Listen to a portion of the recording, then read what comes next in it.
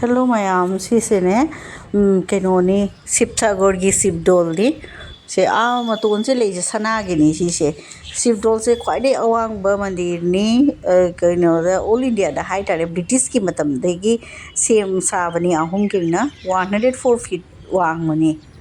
ado hojikta ina je hingi beto sana machu gini mai mathakta the golden dome high tare 8 foot kini aba yam wang na matham ta dei bani हजी क्या garden no कई fudge फजब लई साटे से February March April May बोक्ति फजन साटलेब लई से फजबनी मयाम सेमखरे अखोइना थाइना लेब मतमददी जाम हेजन सुमाइदि सेमद्रि लेबुदि सुमुदि थायबा सुमाइ मुने केनो ngata सुमाइ गार्डन दुमाइ जाम चाउना सांगनदि साद्रि मतमदो जाम नौरि सेमगत लेमी सुमु उ मचा मचा सिदि थारमनि दोनी सोंदेसना देवी डोल नि मैम शिव डोल लोगा देवी डोल अने शिव डोल दो चंगेदा द ओइरोंदना मेन रोड ओइरोंदना देवी डोल लेनी जेट ओंदना विष्णु डोल हाइदो लेगनी मैम से अखोइ क्याम कइरे सिगे अखोइगी जुमदगी अखोइ सुमने केनो खंगु का तोंगदना सुम केनो लाइएबा इनक नेइएबा अखोइ युमगी खिड़की देगी सुम उरे सी शिव डोल देवी डोल केनोगा विष्णु डोल से जाम नुंगाइरमी सुम लाई ख्रोम बचपा अयुक ngata हौगलगा चटपा दो मॉर्निंग वॉक इवनिंग वॉक सु खोइ शिवसागर गिने केनोदा अखोइगी बोर पुखरी गौरिबा सिजुंसे मोइना कमाइ फजन साइ से थाइना क्याम कुइरबगी पोतनो हजिपो केसु तौदे से मोइसे करी ने मोइगी फोचै मचल जिंजो सीमेंट ने ए हमरा सारे मकु काहाय माने दुगुम पोचै केसु खरा जावरी लोकल मिना हाइना खिबनी सोइ मोइ वरी तो हायबा तो नि जिंसे नुआइबनी सिसे जाम सेबो तीर्थ स्थान है लाइफम अमनी सिसे अदुगा अखोइना लेबा मतमदा मणिपुर केसु बस अहुम मरी का लाइने सिगे मी कोइबा लाइबा दा अखोइना केनो तौबरा जेंबा चलिबा मिते जिंदो मोइ पिकनिक चाबगसु लाइएबा मोइ मा बोर पुखरी नि हाइना तौरि कितु सिगदी मोइ nga एलाउ नतेबा सु सुम जिंग मंदिर गी के कोइबा लाई सेगी ट्विन सिस्टर नि मैम अदो माना से खुरम्बा लाइबा अदुगा इन वीडियो थाराव हाइरिबा से दुनि जिंगलिबा देवी डोलदनी से फजाबनी सिनेरी दी से पोस्ट ऑफिस सोनगी लंबी हजिक मी खरगा चटली से अखोइगी लंबी नि सिसे कोई कॉलेज तमगी लंबी नि अदो मंदिर अहुम खक लेइसे सिस आदि ओरिजिनल शिव डोल असिना देवी डोल निको मैम से देवी डोल गिने मनुंगदा चंगिनी असे बासंती पूजा के ओबदा मूर्ति लाटलेबा मनुंगदा तो असिदि मसामकना दि नुंगिने से फॉरएवर मार्केट या सुलेंगे दुम लइयबनी तो सिसिना बोर पुखरी मनिंगदा लाई मंदिर सिगी मनिंगदसु सुमाइ गेट अमा लई असोंदे मेन रोड हाइटारे सुमाइ पुखरी सिगी अने नाकन नाकन सिगा परेंग छानने अखोइ लंबी से लेरे दुगई सोमाइ चखरगा एक कोना हाइरके सिजे मंदिर लाई से हान खोरम लगे जेंगरा वारी हाइरके असिसिना विष्णु डोल गी लंबी दा चटलीबा देवी डोल लै थोलागा शिव डोल दा लालगा विष्णु डोल लै सेम अमु खतंग कैंपस दा लेरिनी सिसे मयाम अमु अनो नोबा करी सेंगत तोरी सोंदासु अखोइना लेइबा मतमदगी सुमाइ सेम दो का सेमजिंगा तौना सुम लेरबनी सिसे मोइ सुम नुंगाइ जिंगबा हानदि खोइसि के नोगनि खोइना सुमता अयु दिन कोइ लाकपा मफमनि अखोइ जुमदे इनक नै अखोइ खुबका तोंदन सुम लाई हाइसिनि खोइ जुमदे इंगान उइयबा लंबी केनो से मफम से ए जतबा जामना मिस तौरे दुरगसु मेमोरी अमदि ओहरे जाम नुंगाइरे एना नुंगाइबसे मयामदसु सुम शेयर तोगेना तौरकपनि yengminasi सिसिना विष्णु डोल के विष्णु डोल हाइदुनि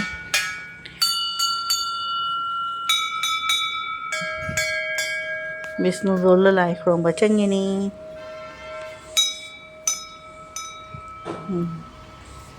Shiv dolari changodre moi sonda su camera like khoram badane namdi namba mi do leita bani na pulap khoram bagi bani na si se jom te su phaja na saga tori doni ko mi jingdu di siga leirami leigidre akhoi su leirami hujik leitre but mandir jaga same tumai tum lei si sina Shiv dol matoni je sanani mayam mathak ta lei je Shiv dol ya matonda mathak ta lei je sini original sanani na mi na attack to ni adugai thokla ga ne smile lambi on the saharaga akoi Devi road side te ge hate maning on de ge hate sorok te ge right left side on de sum koi na lai ba la ga na se smile chap from de son side ta na ke no la si lambi se circuit house ke le ba se SP office ka le ba gi lambi ne ba son side ta son da le do ni tu ga yengminasi ko mayam smile na de son side ta hoi son side ta sum jinga chakani taklaga akhoi gi ne akhoi gi ke hate thaina asam mugi burmese like atai ahum museum ka so layera mi mayam dugo sanai sorry jing ba koi ba lai tai home museum ka do si lambi se sum chala ga last kari asi ke hate re khoi koi ki ke hai jail road ka to lei ni ba son side ta pokri ki manak ta to mi se jing si mayam no hai bani jing ga to pokri ki mapa ni hujik lai se mayam do ni yengminasi no hai bani koi akhoina leiramba jum du su ne jeng halak ke ko mayam sim yengminasi se sum chala ga sum phangani उसमें jail लंबी का तो jail की labour लंबी का तो लाल लगनी होंगे से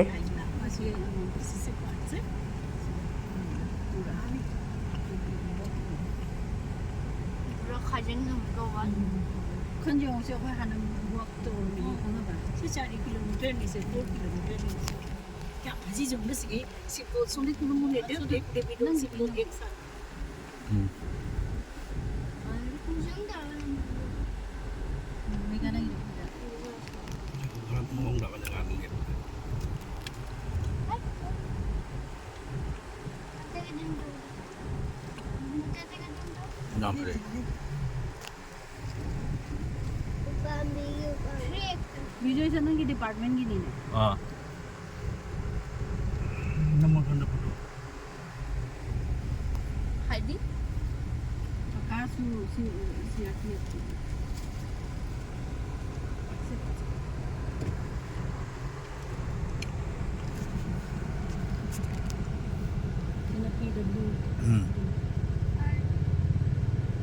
आदि से नाम code Sule rummy sini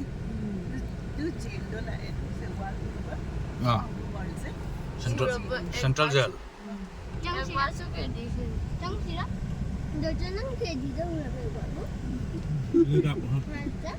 aduga ka pada meka do opposite side do side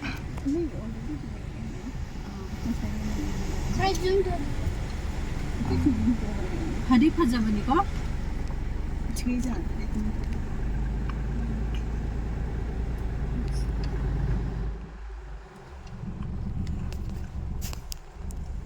jail sine jail ni mayam si mayam ke no ni hai ta district ki ne acha wa jail ni asi jail asi ga su ne ke no oe ba mi mayam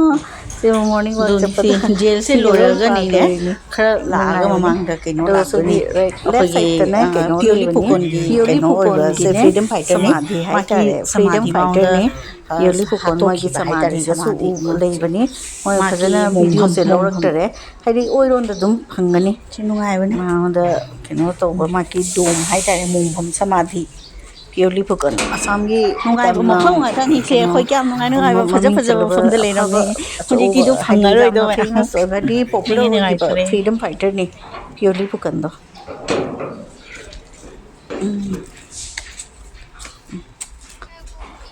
फजग्रब scenery ngata ni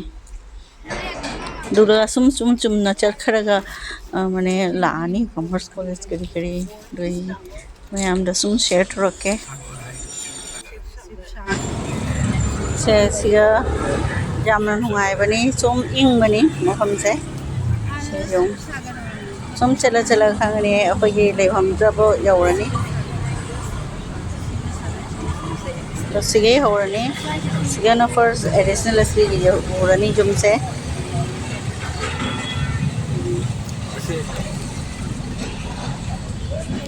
Kemana nih ini kelas ini? se police club ni adwa asina keno commerce college Sivasagar commerce college ni akhoi chehan gi college ni si se ma tamambani asi loraga janangi police ki area mo la ni college le se asi keno pukri ma pan si ga sum lei ni college se marakta hai tare police ke quarter ge marak police club ka lei bagi marakta ni lei ni se Dubai some police की barrack urani sise reserve ni se police reserve ni Dubai से police की reserve ni sise mayam sise barrack hai tare police reserve barrack ason side le ise Dubai सिपाही mayam lebam doni police की mayam mess hai tare longer barrack so hai police की दोनों सिगे सुम चलगा सिगनी अखोई की जुम लेसे सुम जु सी ने अखोई जुम ले रमी से मयाम से एक बार गएंगे दो से अखोई की क्वार्टर दुनी से गेट का पान से मोय गाड़ी रे कुमद्र बनी ना भजना उदरे दो सुम पान पांडे जंगले दो सिवो पुलिस के एरिया ने सिगे ना सिविल की एडमिनिस्ट्रेशन की केनोगी एसडीओ एसडीसी की क्वार्टर जीरो असे पर इंसान उरनी पहला असोने का खलक पदना अखोगी पुलिस की क्वार्टर अखोगी अहान बा फंगनी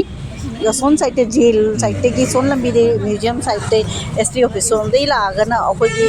जुमजुना लास्ट फंगनी दसे अखोई मंडी देगी ने का खलक पद दे अखोई से अहान बा ओइदनी सिसिनी से तो yengminasi mayam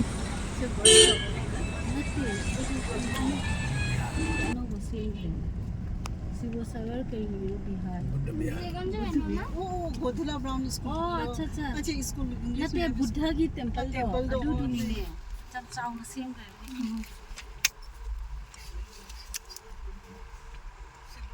कोई हन मखा द चत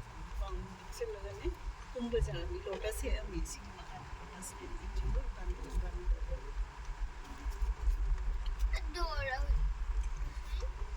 दुगने असि डिवाइड अनि लै पनि को अइनने टीचर ओइ बच्चा पागा ने बाइक त चलिबको तो चटलगने से रोड अनि सु बनि दुसी ओर मखा दे म लागबा स्वाइ सिगा मेन सेंटर सिगा ने कोन्धरी ने बाइक दिगे बाइक सिगा ओइ ए टीचर तो बच्चा लो मियाबा सिगा तो न पागा इसी चटपटा एकदम कोन्धन ने दुजारियो म से कमाई तो नते थोबगिन त बाइ मिस्टेक ओइ किनि अदो दुगेदि गनो दो पंडित जिंग तो चटलम मियाबा इसिंग पुना मोगे मंदिर दा द मोय नेंग लोइ इसिंग द सिट काय बि ने अदो इ दा किस गइ ना बगे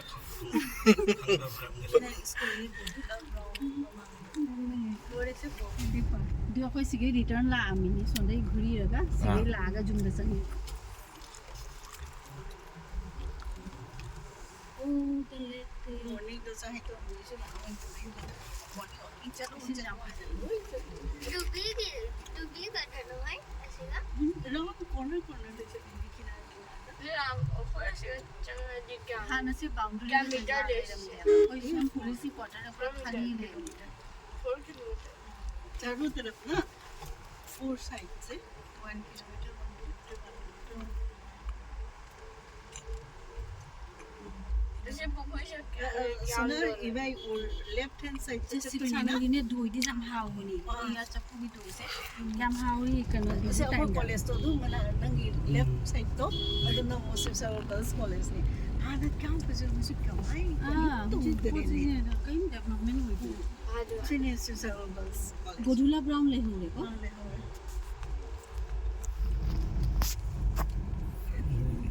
स्लो रे अवस्था लो नहीं कॉलेज तो सिगले रे माने को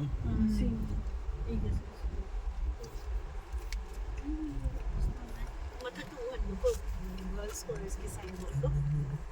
आइरो माई दिल से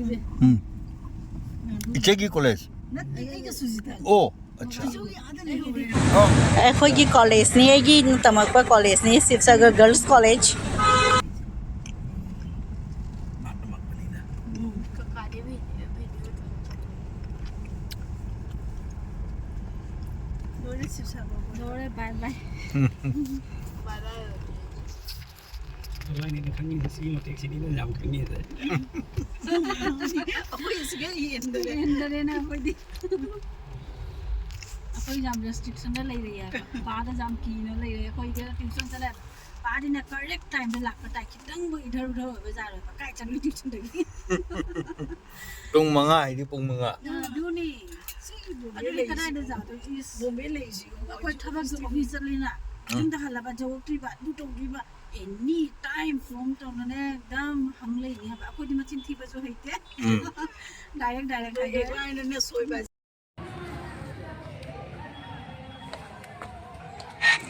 ꯑꯁꯤꯅꯅꯦ ꯔꯣꯡꯘꯣꯔ ꯍꯥꯏꯗꯨꯒꯅꯦ ꯆꯠꯂꯤꯕ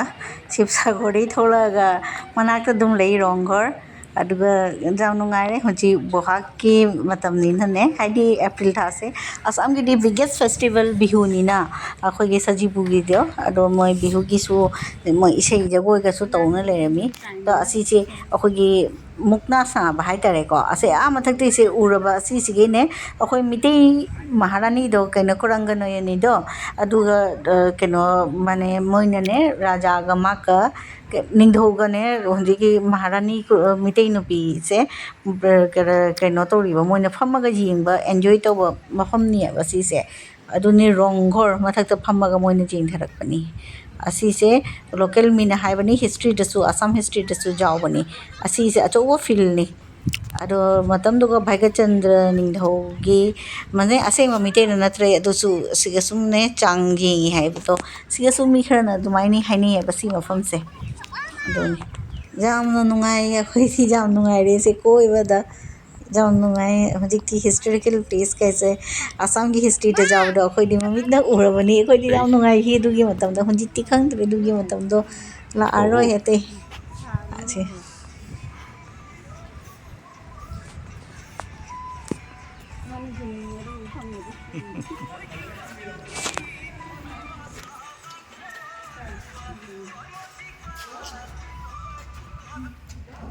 रील वीडियो ओके